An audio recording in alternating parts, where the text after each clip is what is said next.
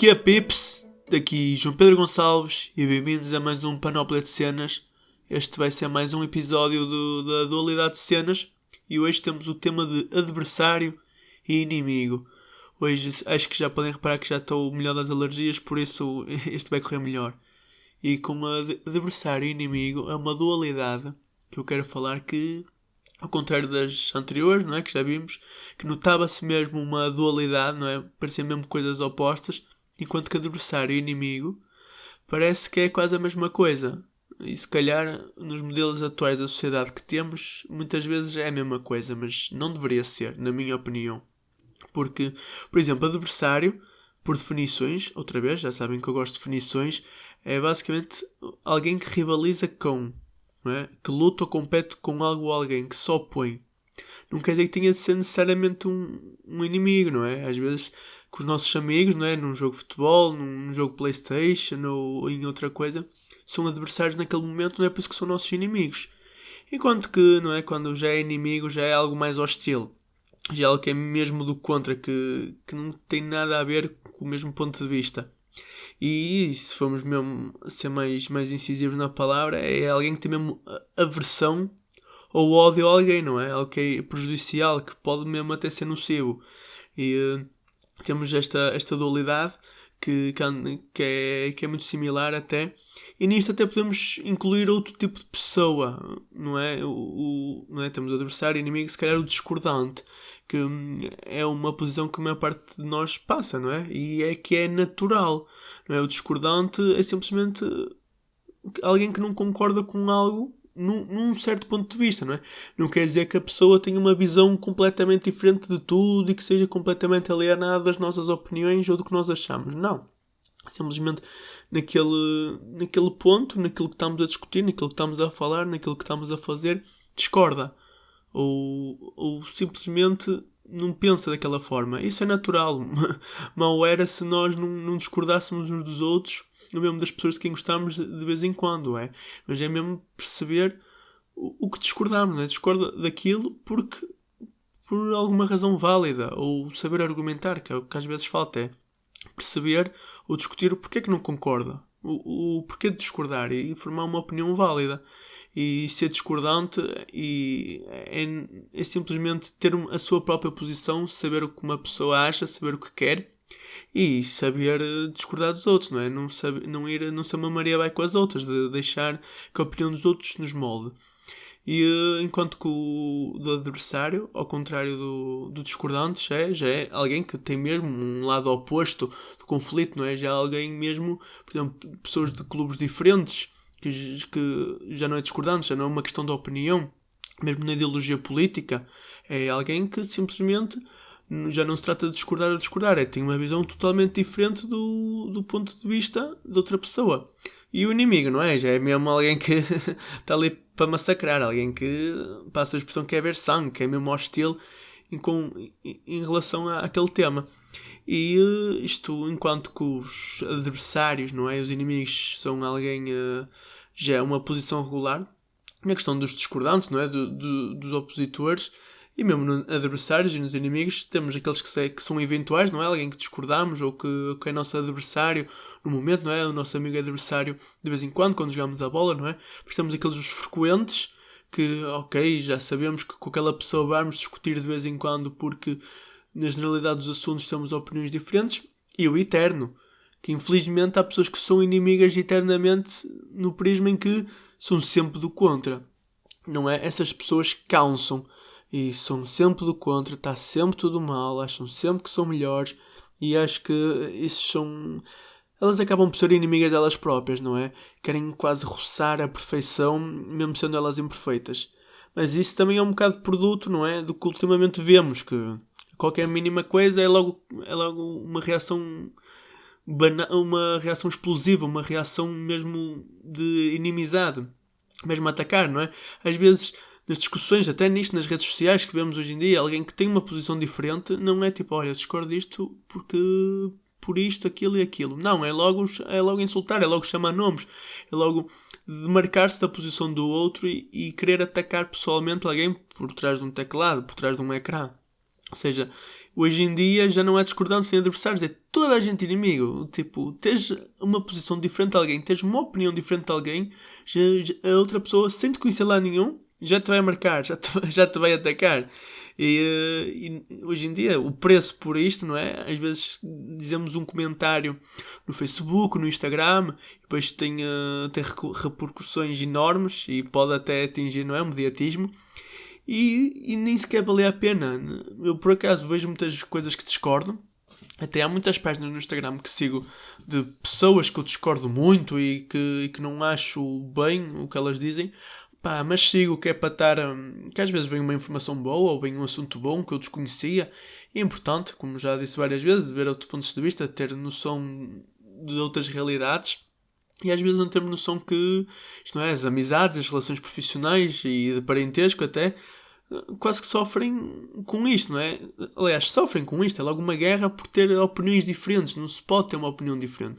Temos que estar todos de acordo. Tem que estar o mundo todo bem, todos amigos, peace and love para todos. Não. No momento em que nós não discordamos, que vemos quando foi quando cresceu o nazismo e o fascismo italiano, foi quando as pessoas deixaram de discordar. Foi quando as pessoas disseram, ok, vai ser isto, não vou discordar, porque se eu discordar já vou ser um inimigo público número 1, por isso mais vale concordar, ir Maria vai com as outras, porque senão não quero ser posto de lado. E temos medo de às vezes ser posto de lado em sociedade, por causa de termos uma opinião diferente. Mas no fundo é a nossa opinião, e não estou a falar daqueles casos em que não é mais de aborto, pena de morte, e assim que já tem mesmo a ver com os valores e com o que uma pessoa acredita mesmo. Então mesmo aquelas questões mesmo picuinhas de que cor, de que forma, gostar de Nike ou da Adidas, gostar da Android ou da iPhone. Isso são coisinhas que, não interessa a ninguém. E às vezes criam-se conflitos por coisinhas mesmo que não interessa a ninguém. E temos um caso que acho eu que pode começar, se calhar até pior, não é? É o caso do futebol em Portugal, que, ser de um clube diferente, naqueles momentos mais de sufoco, mais de aperto, é logo um insulto a torto e direito. E vemos aqui em Braga, que em relação às inimizades que há de Braga e Guimarães, que já são históricas, mas que por causa do futebol é, se calhar, colegas do curso, amigos, que durante aqueles momentos que é Braga Vitória, que são muito maus uns com os outros. E então quando se passa para os clubes com mais adeptos, não é? Como o Benfica, o Porto, o Sporting, aí esquece. Aí é mesmo tipo, pessoas que não se conhecem lá nenhum insultar-se gratuitamente. E no que toca não só aos adeptos, aos árbitros, que é uma profissão injusta. E gosto de ter esta inocência de acreditar que eles, no fundo, a maioria deles está lá para fazer o seu trabalho e fazê-lo bem. Insulta-se o árbitro, torto e direito, nem sequer saber nada, e pior, na minha opinião, é quando extrapola as 4 linhas. É quando vão à casa dos jogadores, vão à casa dos árbitros, vão aos trabalhos dos árbitros, insultar e ameaçar. Isso para mim não tem nada a ver com futebol. Isso não são pessoas que gostam de futebol, são pessoas que gostam de confusão. Que é, como já disse, são sempre do contra, querem ser inimigos públicos de qualquer coisa, querem arranjar confusão. Isso também na política, não é? Que em Portugal temos 2 grandes partidos, ou pelo menos 2 grandes ideologias, que é o PS e o PSD, e acho que hoje em dia já não é tão grave, mas lembro que era no tempo dos meus avós, e quando os meus pais eram mais novos, isto era PS, PSD, e eram sempre do contra, e as pessoas não se davam. E isso, acho que no fundo, isso não tem nada a ver com política, não é? Temos as ideologias, não é? Direita, de esquerda, mas os centristas, mas no fundo é a forma como a pessoa vê a vida, e o Estado e as leis, e como o Estado deve agir e como as empresas devem agir. Isso não tem nada a ver com os valores, aliás, não está intrinsecamente ligado aos valores de alguém. E, ok, é um adversário, muitas vezes é discordante, não tem que ser inimigo. É simplesmente que acho que é um tema que devia ser mais de entreajuda, que é política, não é? E quem diz a política diz em quase tudo, não é? De saber ler o momento. Saber ler, ok, discordo com esta pessoa agora, ao fim disto somos amigos, ou não quer dizer que tenham que ser amigos, simplesmente são pessoas que se respeitam, estão a discutir naquele momento, mas depois respeitam-se. E tem que haver esta competição, não é? Esta competição saudável. Acho que é bom ao ser humano competir, que já muitas experiências sociológicas foram feitas que podes pôr, eu já li esta experiência há alguns anos, que é, imagina, tens o grupo A e o grupo B, e metes-los a cooperar, não é? Para fazer missões ou tarefas. Eles, por exemplo, de 0 a 100 conseguem atingir 60% de coisas bem feitas ou de valorização. Está-me a faltar agora o termo. Mas se os puseres, se disseres ao grupo A que o grupo B é inimigo, e se disseres ao grupo B que o grupo A é inimigo também, eles aí já vão conseguir atingir 70, 80, 90. Que quase faz parte da competição humana, ter um adversário. Opa, é uma tática que eu às vezes uso, não é? O inimigo comum. Que nota-se quando temos um inimigo comum, quando temos algo que ameaça todos, e até nos filmes de ficção científica, e assim nota-se que quando é um inimigo comum que o valor humano extrapola-se e consegue ser melhor, é natural. Mas acho que isso também nos faz pensar quase da sociedade atual. O querer ser melhor a que custo? Porque às vezes temos a todo custo. Começa logo na escola de não basta eu ter uma boa nota, quase que tenho que os outros ter pior nota. Para eu tirar 19, 20, não basta. Como às vezes o 17, o 18 não chega, se os outros tiveram pior nota que eu, não é? Quase que valoriza a minha boa nota, porque mete-me num patamar superior, os outros num patamar superior, e assim já vou conseguir chegar aos meus objetivos porque tenho menos adversários. Isto nota-se em vários patamares da vida, até mesmo no profissional, não é? Na parte profissional, já quando estamos empregados, já quando estamos a trabalhar, pisar as pessoas, não é? Não tenho que conseguir uma promoção só por mérito próprio, tenho que mesmo que passar por cima de alguém, tenho que sabotar o trabalho de alguém. Isto é claramente não perceber a linha ténue que vai entre adversário e inimigo. Isto já é um conflito sociológico grande, já é um problema grande da sociedade. Porque a coisa inata do ser humano de competir tem que ser a competição saudável.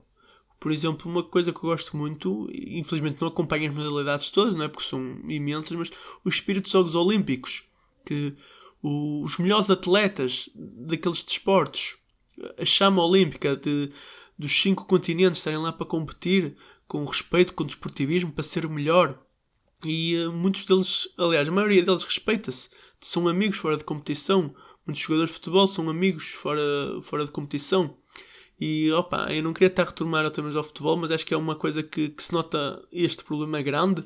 E durante anos a seleção portuguesa teve problemas porque tínhamos os jogadores do Porto, os jogadores do Benfica, os jogadores do Sporting, que durante a época toda andavam à batatada e em lutas e fazer entradas perigosas nos jogos, e depois chegavam à seleção e tinham que ser amigos, tinham que trabalhar em equipa. E havia muitos interesses dos clubes que não queriam isto. Não queriam que os jogadores estivessem bem fora dos clubes por causa da seleção. E acho que o sucesso que Portugal tem alcançado estes últimos anos, não é? Somos campeões europeus, podemos ser outra vez, espero eu. E por causa disto, do caminhado que os jogadores têm feito nas seleções jovens, de crescerem juntos, de se conhecerem e não serem tão moldados pelos clubes que os formam, onde jogam. É preciso saber cooperar, é preciso saber competir e esquecer o que está para lá das 4 linhas, esquecer o que está para lá do trabalho, está para lá da escola, e sermos bons uns com os outros, não é? Retomando aquele dar e receber.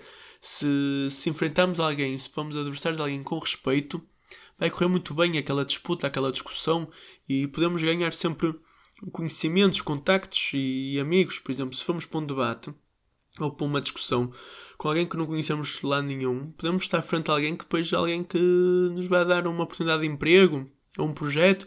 E se formos logo a atacar, ser agressivo e ser mal educado com alguém, só simplesmente discordamos, estamos a perder uma oportunidade.